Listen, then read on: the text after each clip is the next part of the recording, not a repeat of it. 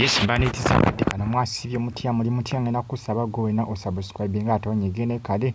Kitalo TikTok amanyikiddwa nga Kalo Afudde mu lutalo lw'abakyala. Era kwambi kutusaako byonna wano ku Afudde TV ujimba tumulika abali Canada mu Toronto abali mu ggwanga erya Saudi Arabia mu kibuga Riyadh abali e Dammam abali mu ggwanga erya Qatar mu kibuga kye bayita Doha mbatumiddeko n'embeebaza nembagamba nti muli b'amaanyi abali mu America ku University of Chicago muli bakabi nnyo okubanga mugifollowinga bagita Afudde TV UG kibi nnyo era nga kitalo nnyo eri ba tiktokers bonna olw'okufiirwako munnaabwe amanyikiddwa nga Kalo yafudde Azaala. Abasawo bakoze kyonna ekisoboka n'ebyagaanye yakkakkanya Afudde Kalo.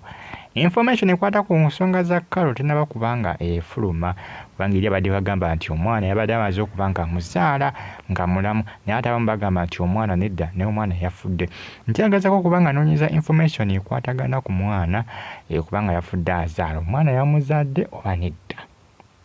Bere mukola ki? Bere mukunoonyezaako naye nga njagadde nsooka embawo information kikakasiddwa nti afudde Kalo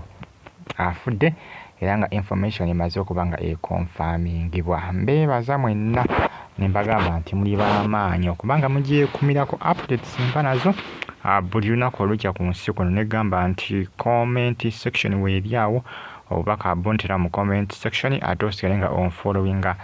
jimpereka like video nato subscribe ng'onyigene kale nkwebaza agwena agyekumirako bw'atyo Kalo bwe yafudde. Munange Maziiga ku saidi ya mikwano gye bonna bali ebisa ebisinga okuzaala si kyangu okuzaala si kyangu tewolabona bwokugenzeemu oba olina kukola ki oba olina kubanga osaba nnyo kubanga oba ogenze kufana kuwona nga muntu bwe munagenda mu vita katugeze nga mulina olutalo muli b'amagye mugenda mu Somalia ng'abasajja bayekera basazeeko dda ogenda mu lutalo ng'oli w'amagye oba weewaddeyo kufana kuwona kuba kufana kuwona bw'otadda obulamu kugamba obulamu oba obuwaddeyo bw'ofa batojja kwewuunya nnyo kati kwe kuzaala ebiseera ebisinga kyoba baleeta lutalo lw'abakyala ate abasinga olusi bagenda okuzaala n'avaayo baava abasimatuse mbawadde example y'ab'amagye ow'amagye ogenda mu lutalo aba agenze ng'akimanyi kufa na kuwona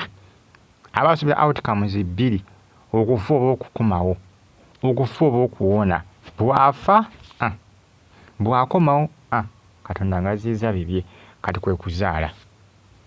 Abakyala abasinga bagenda mu kuzaala nga bagenze mu kufa na kuwona kyovula abaluyita lutalo lw'abakyala bw'aba agenze okuzaala aba asubira outcomes bbiri okufa oba okuwona. Ndowooza mukitegedde bulungi nnyo. Bw'atyo Kalo bwe yafudde omwami we yasobeddwa dda musajja wattu ali Maziiga Goka bazadde ba Kalo bali Maziiga Goka bikaabya bitiisa naye nga munnange obulamu bwe butyo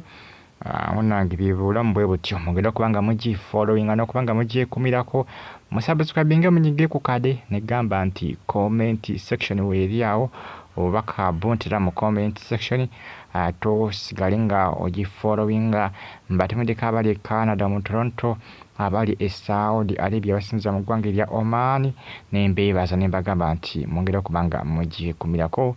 amawulire mba nago buli lunaku olujja ku nsi kuno gwe just following osubscribinge onyige ne kale bitalo nnyo nja kwalengera okubanga mbawa updates